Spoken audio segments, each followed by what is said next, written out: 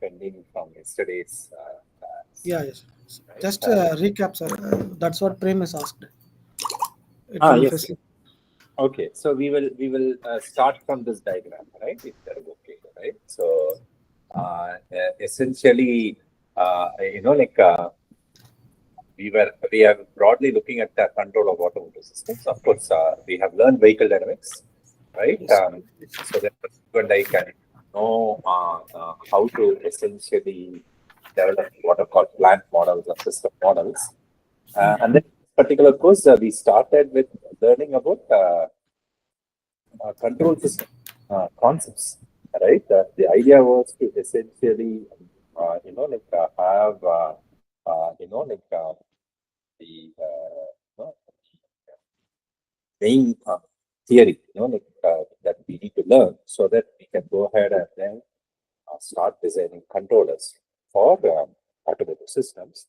There, when we essentially started learning about control systems, we saw that we broadly have two streams of control. One is what is called classical control, where you and I essentially look at the transfer function representation, and then we develop controllers such as the PID controller and the tune it for stability and performance. That's what we have been doing till now. The second broad channel is what is called as modern control, which is based on the state space representation, and which is what we are going to start in today's class.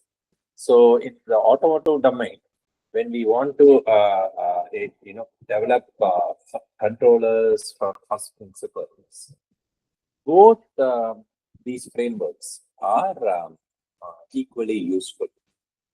What may end up using the transfer function representation or the state space representation, or sometimes even both, to sort of like design the first cut controllers, and then once we get insights and some more information about how a controller works for a particular automotive application, we can go and fine tune it on the actual system, the automotive.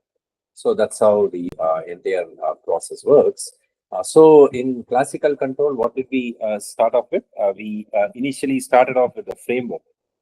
So if you recall, we had the block diagram, and then like we defined the open loop transfer function, closed loop transfer function, and so on, right?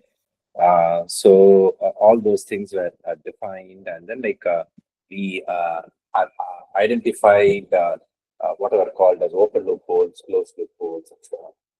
Then we looked at the controller block. A very common choice was the PID controller. So learned about the physics of PID controller, and then like we saw what mathematical structure it took, and also the pros and cons of each block, right? The P, I, and the D block. Then we put everything together. We analyzed the stability of the closed loop system, and then we also looked at the performance of the closed loop system. That's what we did by control design. And in that, couple of tools were helpful for us. One was the Rhodes criteria, through which we could get the ranges of the controller gains that ensured stability. Then, if we have, the performance specifications, you and I can plot the root locus and also like figure out for what parameter ranges we have the closed loop codes, also some performance. Okay? So those were helpful. And then finally, we looked at frequency response. Frequency response is going to be useful in practice, as you would learn by doing from next week when we start project number 1. Where we look at data obtained from experiments where sinusoidal inputs are provided, and we essentially look at the visualization through a Bode plot, and we can try to figure out even the transfer function of the system, right, from experimental data. For that, we first looked at the Bode plot. We learned what are the concepts behind the Bode plot, and we also looked at the Bode plot of individual factors, and we figured out how to add them to get the Bode plot of any particular transfer function. We will realize its importance as we do the module.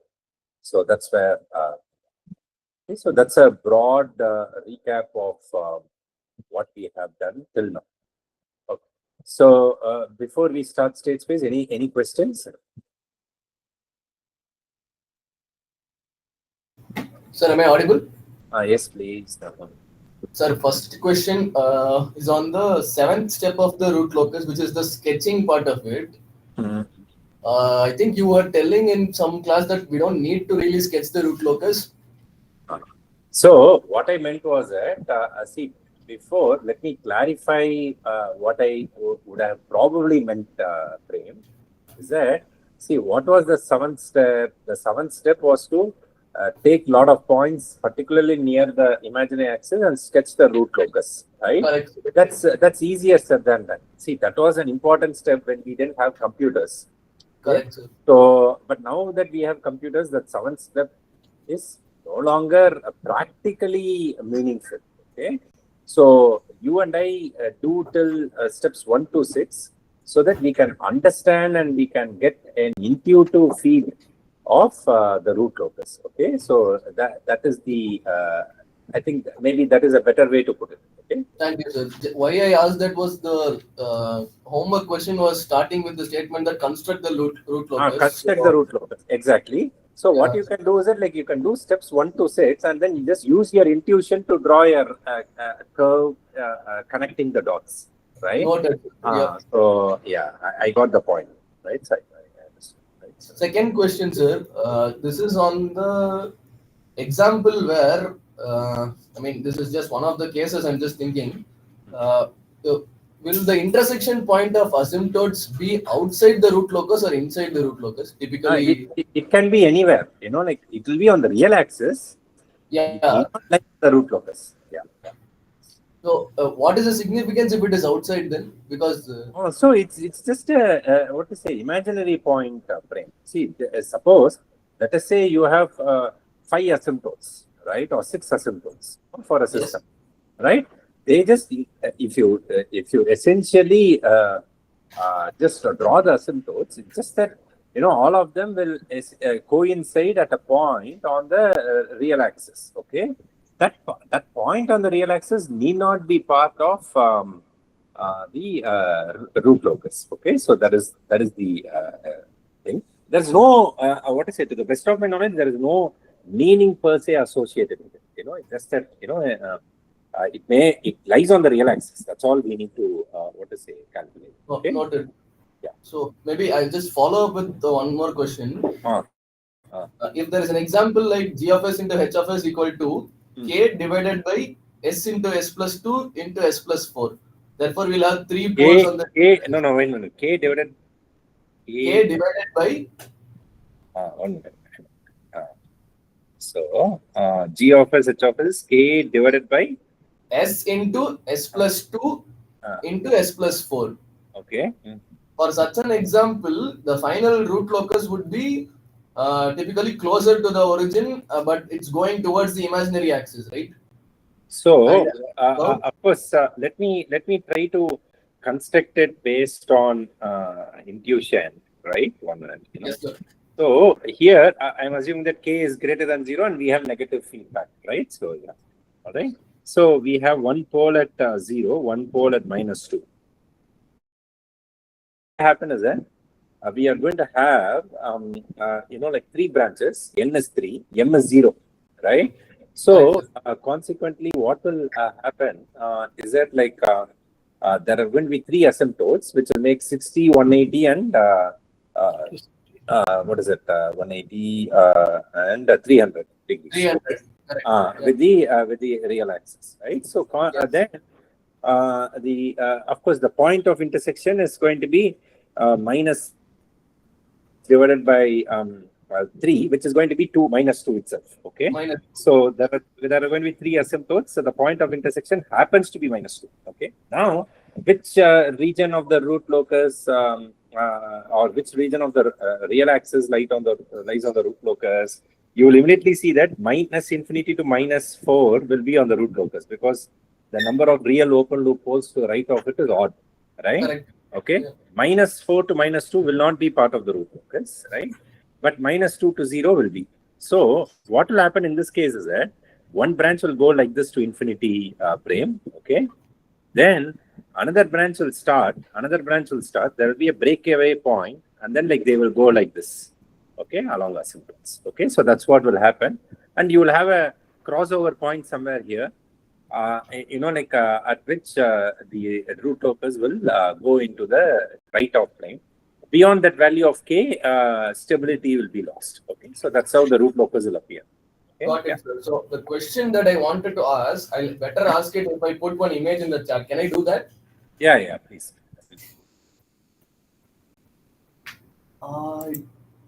It doesn't allow us to put images on the chat, or? So can I share my screen if that's okay? Yeah, please go ahead. Should I stop sharing? Yeah, sir. I am sharing. Let me know if that is coming. I will stop sharing. Now you please share. Yes, sir.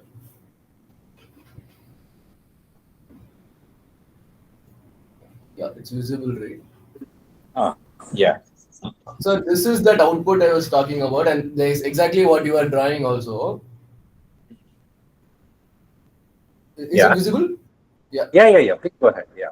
The question was maybe the root locus that we are trying to draw is this one, right? No, those are two branches. Another branch goes from minus 4 to minus infinity. That's the third branch. Yeah, what happens to this one? This never comes and connects with any of this side, right? That's okay. So the branches of the root locus need not connect with each other. So this is going on one side only. If you want, yeah. But, So that's perfectly fine. So yeah. Okay, sir. Okay. Got it. Okay. So see, I just based on the example that you gave, I just used the intuition of the steps to draw the thing, and that's what you have also drawn, right? So, yes, sir. Yeah. So yeah. Okay. Thank you. Got it. Thank you. I'll stop sharing. Sure. Yeah. Sir, just one question. Can I ask if you allow, please? Yeah. Please. Sir, if you ask us like if KP is negative, and you give a transfer function, like suppose, and draw the root locus. So in that condition, what I mean to say, the values of what I mean to say is S value. If I calculate root, I have calculate and then find the value of K. So only those value of K where the for the negative value of K only that will be defined, right? Am I right? Same actually. Yeah, let me sort of re-articulate what you are conveying, Roshan. Then you can tell me whether that's correct or not, right? So what happens is that, let's say you want to plot the root locus for the case when K is negative, right? Of course, you follow the corresponding series of steps, right? You define K hat to be minus K, okay? And then you consider K hat to be positive and construct the root locus. So if you want, when you calculate the for example, the breakaway break-in points, or for example, the crossover points and so on, right? You figure out S and omega and so on. So the bottom line is that only for those values of S or omega for which K hat is positive or K is negative is actually viable. Okay. So Right, I think that answers your question, right? Yeah, I got the point, sir. Thanks, sir. Thanks. I think you have told this, but just wanted to confirm one side. Sorry, excuse me. Thank you, sir. Yeah. Sir, am I audible? Yes, please. Sorry, but just a follow-up statement to clarify what I was asking in my doubt. So if in the same example, had there been a 0 available instead of just 3 poles, along with the 3 poles, if there was a 0, then the root locus path would have started from a pole and maybe ended in the 0, right? Yeah, exactly. So suppose, let us say this were K times S plus 6 frame. Okay. Yeah. There's a 0 at minus 6. Okay. So what we will have is that like we'll have a 0 at -6, and this branch will go from minus. Of course, then now we need to draw the entire root locus. Okay, this will not be the same thing. Sorry. Yes, So sir, now if I draw it here, we have at 0, we have a pole at -2, we have a pole at -4. Now at 0 at -6. Now what will happen is that we need to take test points. Yeah, one branch will start from -4 and end at -6. Another branch, what it will do is that like it will essentially, two branches will start like this, and they will essentially take off, and it will what to say, it will go break in 1 minute, like odd should be the thing, right? And then like it will go off to asymptotes, right? There will be only two asymptotes, right? So not this. Okay, so they may go off like this, right? That's what may most likely happen. All right. Okay, sir. Yeah. Any other question? And sir, when we are defining the range, zeros will not be in count, right, sir? Which range, Like suppose minus infinity to the first Ah, pole and oh, yeah.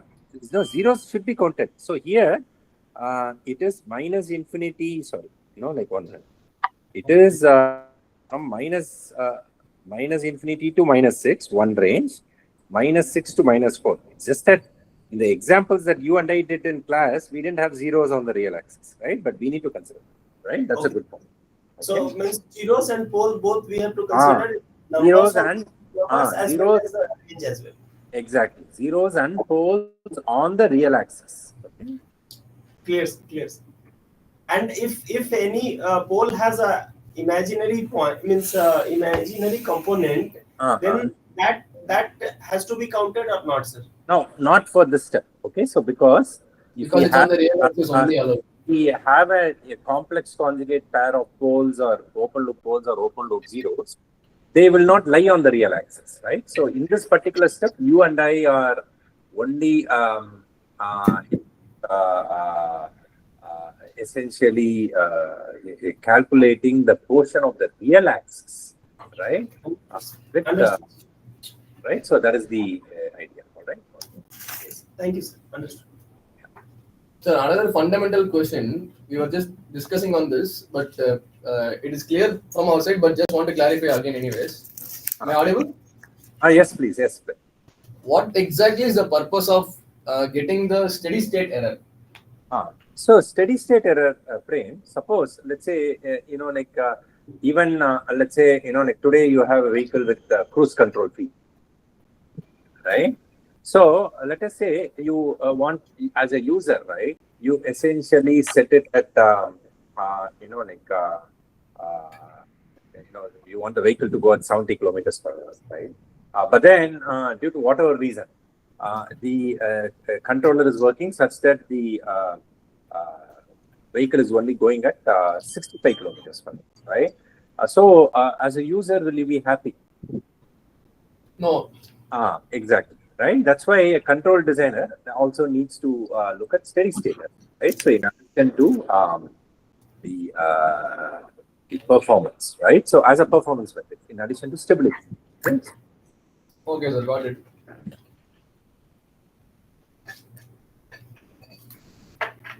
Right. Any other questions? I think I should go and redo the midterm exam paper. I think I have set a very easy midterm exam paper, but I think that won't be that. Sir, my batchmates will kill me. Please don't do that, sir, because we are not in your active frequency band. No, I think too many people are talking at the same time. I'm sorry. No, sir, you told you have solved this paper in 10 minutes, sir. So for information, we want to just tell you that we are not in a octave band, sir. So we are in a decade or 3,000 band, something like that. So, see, I think my speed is also decreasing, Roshan, right? So, I think I'm taking a long time to even solve. So, in fact, not in this exam, in another exam which I was setting, in fact, see, I teach all these things, right? On a lighter note, I'm sharing, this also, there's a model also. See, mistakes can happen with everyone, right? So in fact, I was setting a question paper, and for 30 minutes I was stuck in a problem because I knew what the answer was, but I was not getting it. Then it so happened that I located the error that like when I took a square root of a negative number to be a real number, I forgot to put the j complex index, right? And subsequent steps, everything was consequently mistaken, and I could not figure out for half an hour what has happened. So you should. The reason I am telling you this is that you should take the 10 minutes in that spirit. Okay, so yeah, so 10 minutes solving it very, very slowly. All right.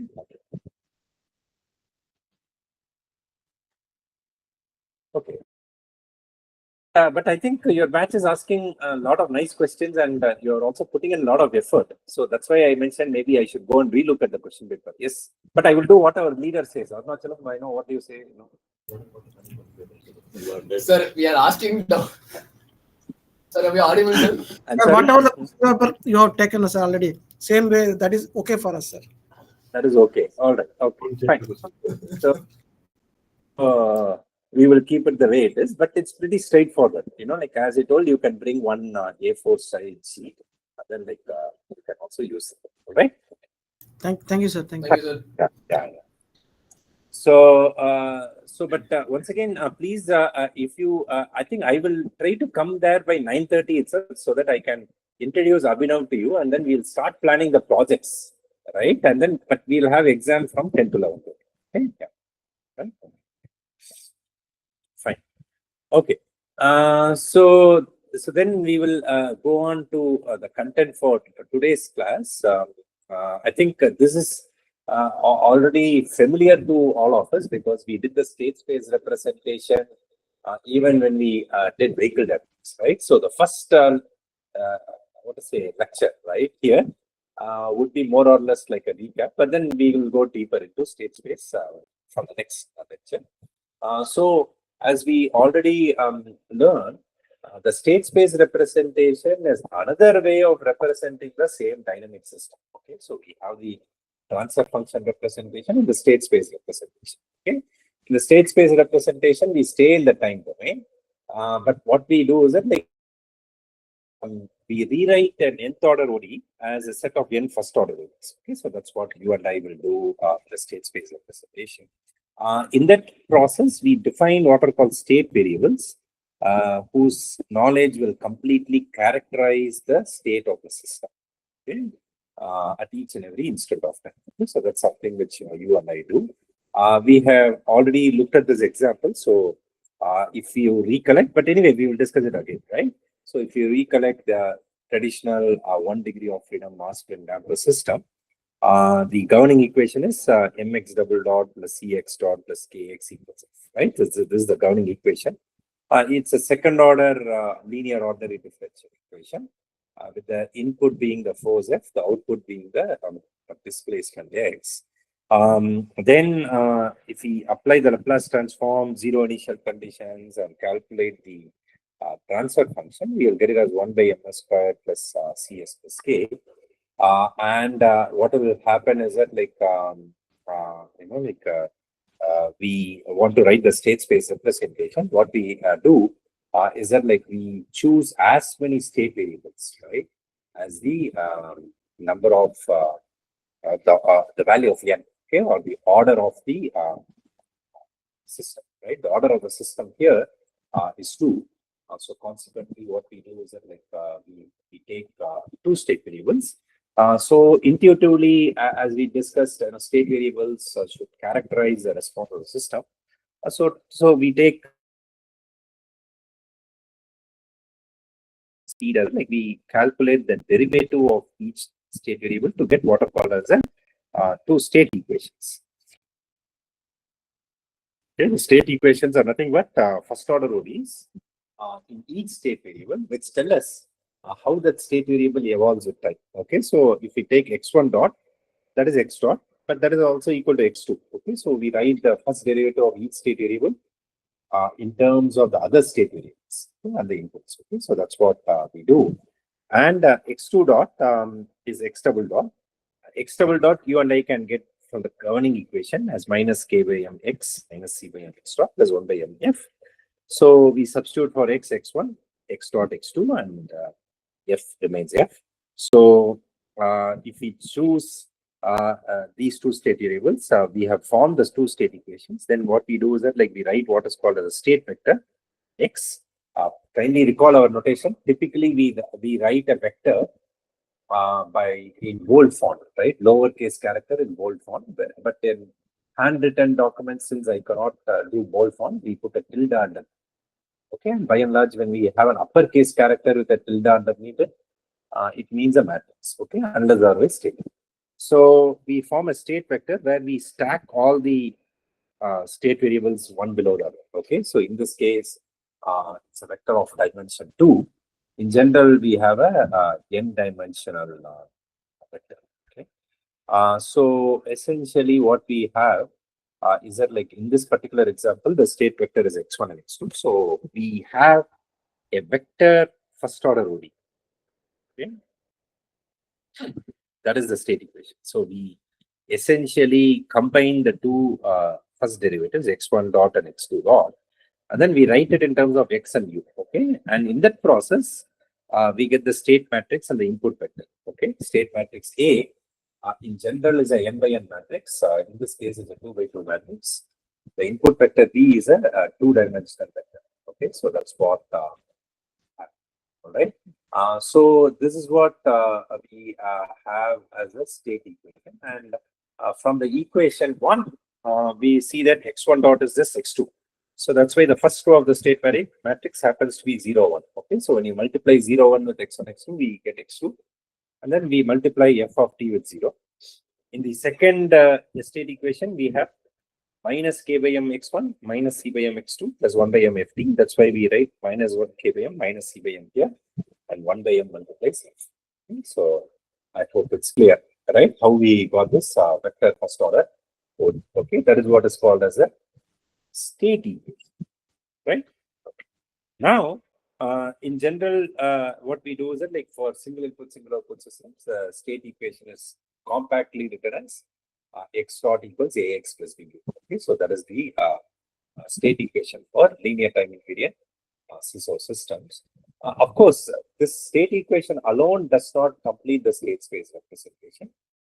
We have what is called as the output equation, where we have y of t the output is x of t, and that is equal to x1 of t. And how do we extract x1 of t from the state vector? We take the dot product with the vector 1, 0. So if I take the dot product of 1, 0 with x1, x2, we get the output in this particular case. So in general, we write the output equation as y of t equals c dot xt plus dut. Okay. In many textbooks, you will find c dot x as c transpose x. You may use whichever notation suits you. I typically tend to use c dot x. Okay. And dut is what is called as a direct transmission term, which comes in only when m is equal to n. I hope we remember what were m and n, right? N was the order of the highest derivative of the output term. M was the order of the highest derivative of the input term. Okay, so only when m is equal to n, we'll have dut. So in a mass spin damper system, which we consider, n was 2 and m was 0, right? This is a strictly causal system, and that is the reason why we did not have the direct transmission term appearing in this particular example. Okay, so that is the output equation. So if we combine the state equation and the output equation, we get the state space representation. So this is the state space representation, which has two equations. The state equation x dot equals ax plus bu, which is a vector first order v. Then y is equal to c dot x plus du, which is the output equation. Okay. So this in the transfer function, the input and the output are directly related, but in the state space representation, the input and output are related through the state variables. Okay, that's why some people will call it as an internal representation. These are all jargons, like which we are just learning, so that we are aware of this. And what happens is that, like, the set A, B, C, D, okay, the state matrix A, the input vector B, the output vector C, and the direct transmission term D, right? Those are what are called, that is, the set is what is called as a realization, okay? So realization is of a state space representation is this, what's set ABC, okay? So that is the state space representation here. Now, we would also learn this, right? So when we take the Laplace transform of the state equation and then process it with zero initial conditions, we get the output y of s to be equal to C dot Si minus A inverse B plus D of units. And if you recall from the definition of the plant transfer function, y of s was C P of s times U of s, right? So if we compare, this term is the plant transfer function. So that's how we get this equation. Okay, P of s is C dot Si minus A inverse B plus D. Okay, so that is the equivalence between the transfer function and the state space representation. As an exercise problem, you don't need to submit it as a homework. As an exercise problem, what you can do is that, like, you can verify this for the mass spin damper system, because mass spin damper system, we know that the state matrix A is 0, 1 minus K by M minus C by M. The input vector is 0 and 1 by M. The output vector is 1 and 0. The direct transmission term D is 0. And we know that the plant transfer function is 1 by ms squared plus cs plus k. So if you please calculate C dot Si minus A inverse B plus D, and then you will be able to verify this. Okay, so you can just check that, like the two sides become the same, right? Okay, so that's the equivalence between the state space representation and the transfer function. Sir, I have a question over here. Yeah, please go ahead. Can I ask, sir? Sir, regarding when you are teaching this concept in, like, if I remember, vehicle dynamics class, you had used one word that the standard transfer function representation is basically unique in nature, whereas state space representation is non-unique in that sense.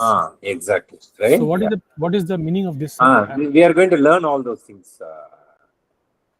Okay, in the next few classes, you will see that you can use what are called similarity transformation, and then we can have multiple state space representations for the same system. In fact, an infinite number of state space representations. But as an engineer, you and I will end up choosing a few of them. Okay, so which are useful to us. Okay, so we are going to learn how do we do that as we go on. Okay. Yeah. Thank you, sir. Okay. Yeah, I'm glad that you remember that we are going to do it. I was going through notes yesterday night only. That's why. Yeah, very good. Thanks. Sorry, am I audible? Yeah, please go ahead. So this direct transmission term is there, right? D term. Yes. So I understand that will come where the system's input will directly get affected by the which will directly affect the output without going through some state changes. That is the instance when that term will only appear. So a part of the output will be directly influenced by the input without going through the state, but another part will go through the state. Okay, so yeah. So please note, y of t is c dot x plus du. So it contains two components. So when m is equal to n, the way it should be interpreted, frame, is that a part of the output, right, will be affected directly by the input through the data sector, and another part will come through the state. Okay, so I hope that is clear. Right? So it is just nothing but a representation of the system characteristic through a variable. I am sorry. It is basically signifying how that system is actually inherently there. So. Yeah. So see, we will get an intuitive feel of state space representation, right, as we go along frame. Okay, so because what happens is that, like, in the state space representation, you and I are trying to model the inherent characteristics of the system. Okay, and go from there. Okay, so that's what we are trying to do. All right. So thank you, sir. B cannot be a matrix, sir. B can only be a constant factor. Okay. Yeah. D for a CISO system, it's a scalar, right? So,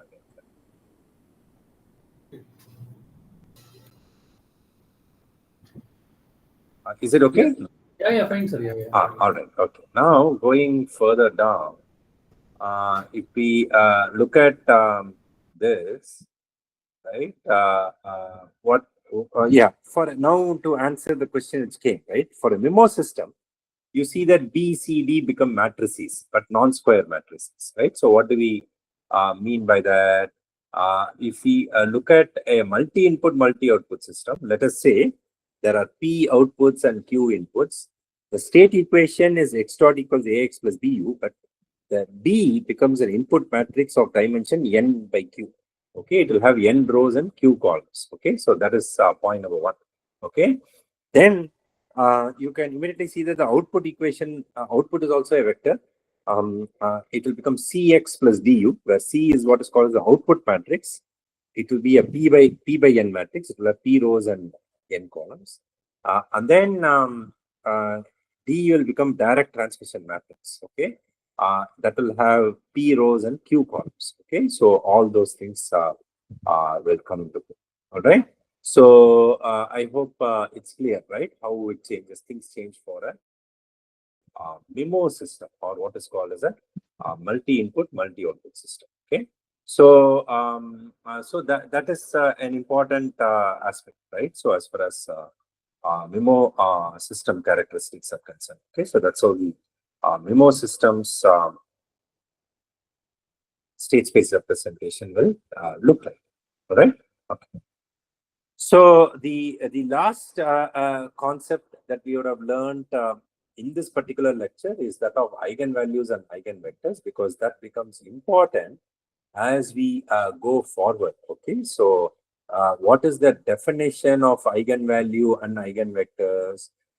If you consider a matrix A and we have a non-trivial vector B, okay, so the eigenvalue lambda corresponding to that eigenvector B is defined as AV equal to lambda V. Okay, so that's what it is defined as. Okay, so essentially, we have the vector V just being scaled by lambda when acted upon by the matrix A. Okay, so that is the eigenvector. Okay, now if we look at this particular thing, if we rearrange the term, we will get lambda I minus A equal to 0. Okay, so that's what we will end up getting. And lambda I minus A times V equals 0. If you have that, then what happens is that you will have this matrix lambda I minus A. Let's call it as some matrix A1. Okay. And then what will happen is that if we call that matrix as A1, we have the matrix A1 multiplying V to be equal to 0, V not equal to 0. So when we have a matrix multiplying a vector V and the product is non-zero, then what it means is that the matrix itself is singular. Okay, so A1 is singular. So when A1 is singular, what it means is that the determinant of the matrix is 0.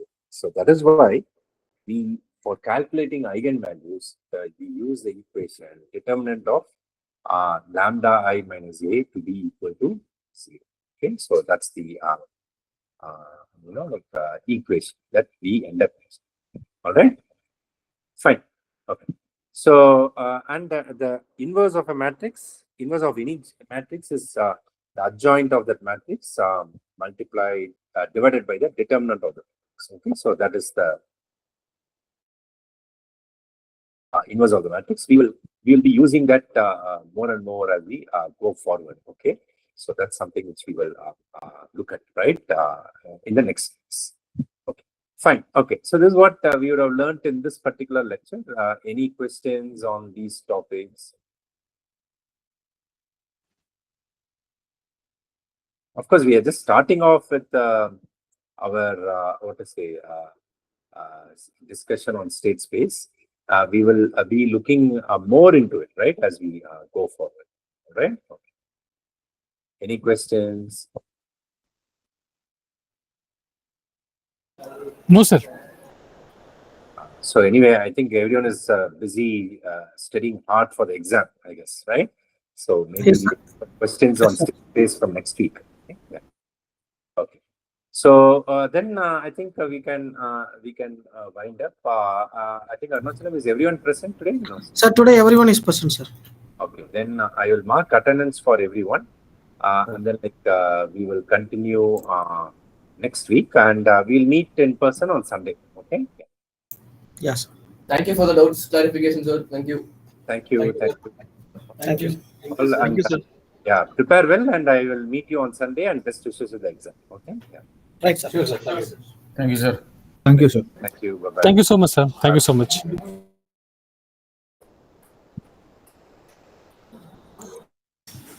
Thank you, sir. Thank you. Bye bye.